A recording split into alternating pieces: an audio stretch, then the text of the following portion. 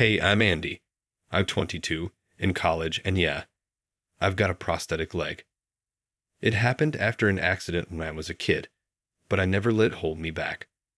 I work hard and try to stay positive.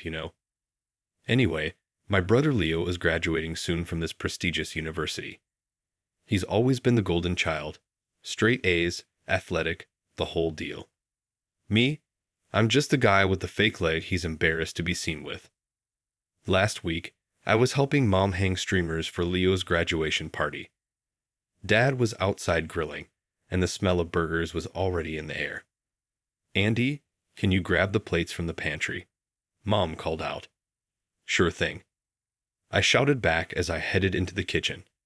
But just as I got close, I overheard Leo talking in a low, angry voice.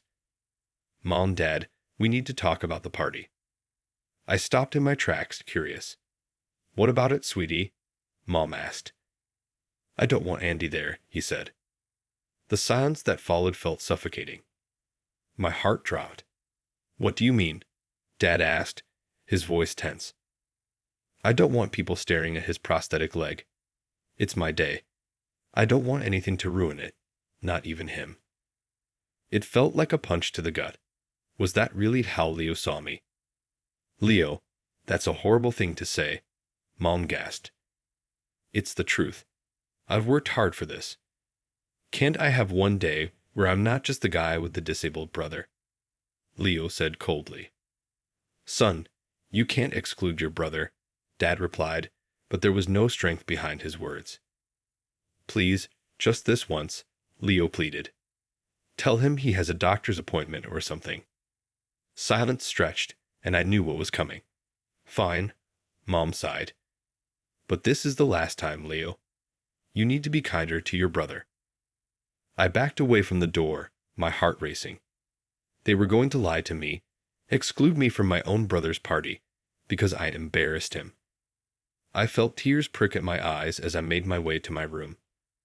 How could they do this? How could Leo be so cruel? But I wouldn't let them see how much it hurt. I'd smile, act normal, and pretend I never heard a thing. That's what I've always done. Stay positive. Never let them see me sweat. But this time felt different. This betrayal cut deep, and I didn't know how I'd bounce back from it. As I lay on my bed, staring at the ceiling, I wondered how much longer I could keep pretending everything was okay, and whether I even wanted to anymore. When the day of Leo's graduation came, I couldn't bear the thought of facing my family's lies. As they rushed around getting ready, I dragged myself to the bathroom and splashed water on my face. Andy, honey, are you feeling all right? Mom called through the door. Not really, I croaked, hating myself for playing along with their lie. I think I caught a bug or something. Oh no, she sighed. Do you need us to stay home? No, you guys go. It's Leo's big day, I replied. I heard them leave, the front door clicking shut behind them. As soon as their car pulled away, I texted Mia. Within minutes, she was at my door. All right, spill, she said, flopping onto my bed. What's really going on? I told her everything. The conversation I overheard, the exclusion, the lies. Her eyes widened in disbelief. Andy, that's messed up. You can't let them get away with this. What am I supposed to do? I asked, frustration seeping into my voice. Confront them. All of them. Make them face what they've done. Hours later, I heard the car pull up. Mia squeezed my hand as my family came through the door. Andy, we're home, Mom called. In here, I replied, my voice steady. They walked into the living room, their smiles fading when they saw Mia and me waiting for them. What's going on? Leo asked, suspicion in his voice. Funny, I was about to ask you the same thing, I said, standing up. How was the graduation, Leo? Sorry I couldn't make it. Must have been nice not having your brother there. The color drained from their faces. Andy, we can explain. Dad started. Explain what? I cut him off. How you lied to me. Have you excluded me from Leo's graduation because he's ashamed of me? You weren't supposed to hear that, Leo muttered. Oh, I'm sorry. I'll try to schedule my eavesdropping better next time, I snapped. How long have you felt this way, Leo? How long have I been a burden to you? You don't understand, Leo said, his voice rising. Do you know how hard it's been, always being known as the guy with the disabled brother? Watching people's faces change when they find out. Leo. Mom gasped, but I raised my hand to stop her. No, let him finish. I want to hear this. It's always about you, Andy, Leo continued, years of resentment pouring out. Poor Andy. Brave Andy. What about me? What about what I want? What you want? I laughed bitterly. You've always gotten what you wanted. The grades, the scholarships, the perfect graduation. Was it worth it? Was throwing your own brother under the bus worth it? Andy, please, Mom said, tears in her eyes. We didn't mean. Save it, I cut her off. I'm done. I'm done pretending everything's okay when it's not. I'm done being the family secret you're all ashamed of. I grabbed the bag I'd packed earlier and headed for the door. Where are you going? Dad called after me. Anywhere but here. I didn't look back as Mia, and I drove away, my phone buzzing with messages. News travels fast in a small town, and our family drama was already making the rounds. One of those messages was from Leo's girlfriend, Sarah. She was disgusted by what she'd heard and was done with him. But I couldn't bring myself to care. All I could think about was how my own family had betrayed me, and how, for the first time, I had stood up for myself. It hurt like hell, but for the first time in years, I felt like I could breathe. Living with Mia was like a breath of fresh air. No more walking on eggshells, no more feeling like a burden. I threw myself into my studies, determined to prove, not just to my family, but to myself, that I was more than just the guy with a prosthetic leg. One day, Mia suggested I check out a support group for people with prosthetics. Might be good for you, she said. Meet some people who get it, you know. Reluctantly, I went. And man, am I glad I did. That's where I met Emily. She was a law student volunteering there, passionate about disability rights. The moment I saw her, I was smitten. First time here? She asked, smiling warmly. That obvious, huh? I replied with a chuckle. We got to talking, and before I knew it, we were grabbing coffee after the meeting. Emily was different from anyone I'd ever met. She saw me, all of me, not just the prosthetic. You've got a unique perspective, she said one night over dinner. Ever thought about turning that into a career? I hadn't, but Emily's words planted a seed. Maybe I could make a difference for others like me. While my life was looking up, Leo's was falling apart. Karma's a thing. Turns out someone at Leo's graduation party overheard his cruel comments about me. And that someone happened to be the daughter of a scholarship committee member. An anonymous tip made its way to the committee, and suddenly Leo's future wasn't looking so bright. I found out from Mom, who called me in tears.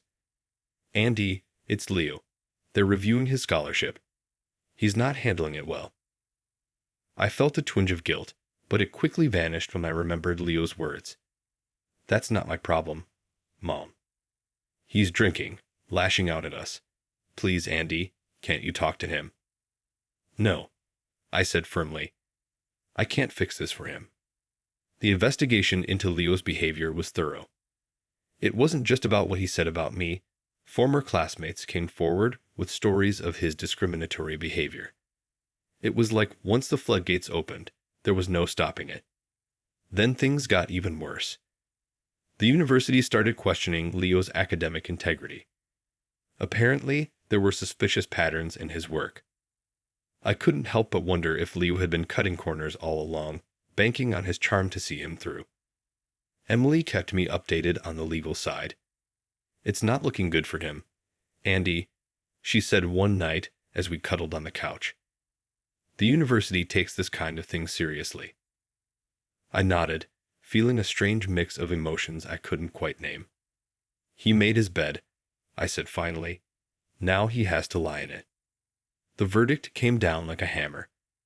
Leo's scholarship was revoked, his degree was under review, and his reputation was in shambles. News spread quickly through academic circles. Leo, once the golden boy, had become a cautionary tale. Mom called again, her voice pleading. Heed your brother, Andy. Please. He stopped being my brother the moment he decided I was too embarrassing to be seen with. I replied, surprised at the steel in my voice. I hung up, and Emily wrapped her arms around me. You okay?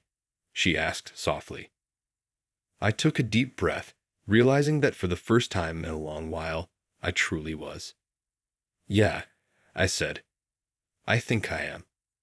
The old me might have felt guilty, might have rushed to Leo's rescue. But not anymore. I was done being the family scapegoat. It was time for Leo to face the consequences of his actions, just like I've faced mine every day since losing my leg. As Emily and I settled in to watch a movie, I couldn't help but feel like this was the beginning of something new, something better. And for once, I was excited to see where life would take me. Graduation day arrived, but this time, I was the one crossing the stage. As I accepted my diploma, I caught sight of Emily in the crowd, beaming with pride. I had done it. Graduated with honors. A few weeks after everything, I landed a job at Tech Access, an inclusive tech company. We need perspectives like yours, my new boss had said. That's when the idea hit me, an app to help people with prosthetics navigate daily challenges. I poured my heart into it, spending late nights in endless coding sessions. When it finally launched, the response was overwhelming. Andy, you're trending. Emily exclaimed one morning, shoving her phone toward me. The app was making waves, and suddenly, I was being called an advocate for disability rights. As my star rose, Leo's life continued to fall apart. His degree had been officially revoked. It turned out those suspicious patterns were full-blown cheating. He couldn't find work, and his reputation was in tatters. Leo moved back home, a bitter shell of his former self. One night, as Emily and I were celebrating the app's success, my phone buzzed. Leo's name flashed on the screen. I hesitated, then declined the call. He's been trying to reach out, Emily said softly. I shook my head. Too little, too late. To their credit, my parents had come around. Mom called regularly, genuinely interested in my work. We're so proud of you, Andy, she'd say, her voice tinged with regret over the past. Even the extended family rallied around me. Suddenly, I was the success story, the one they'd bragged about at gatherings. It was a strange feeling, but not unwelcome. Then came the family reunion. I almost didn't go, but Emily convinced me. You've got nothing to be ashamed of, she reminded me. We were barely through the door when I heard Leo's slurred voice. Well, if it isn't the golden boy, he sneered. The room fell silent as Leo stumbled toward me, reeking of alcohol. Come to show off your fancy app, your perfect life. Leo, that's enough, Dad warned. No, let him talk, I said calmly, meeting his gaze. What do you want, Leo? I want my brother back, he shouted. I want forgiveness. I've lost everything because of you. I took a deep breath. No, Leo. You lost everything because of you, your choices, your actions. I've moved on. I suggest you do the same. You sanctimonious prick. Leo snarled, lunging forward. Uncle Mike quickly grabbed him, holding him back. I think it's time you left, Leo, Mom said firmly. As they escorted him out, I felt Emily's hand slip into mine. She squeezed gently, and I squeezed back, grateful for her unwavering support. The next year flew by in a whirlwind of success and personal joy. Emily and I got engaged, and now, as I stood on stage at a disability rights conference, I saw her in the front row, her hand resting on her growing belly. Our app has helped thousands, I said into the microphone. But we're just getting started. There's so much more to do. As I spoke about resilience and self-acceptance, I couldn't help but think of Leo. Last I heard, he was working as a janitor, still bitter and alone. Part of me felt sad for him, but I knew I couldn't fix his life for him. In the end, I concluded, looking out at the sea of faces, it's not about overcoming disability. It's about embracing who we are, all of us, and demanding that the world make space for us. Because we belong here, just as we are. The applause was deafening, but all I could see was Emily's smile. As I stepped off the stage and into her embrace, I knew that whatever challenges lay ahead, we'd face them together. And for the first time in my life, I felt truly, completely whole. Now, I want to hear from you. Do you think Andy made the right choice by refusing to forgive Leo? Or should he have given his brother another chance? How far should family loyalty extend when someone has repeatedly hurt you? Share your thoughts in the comments below.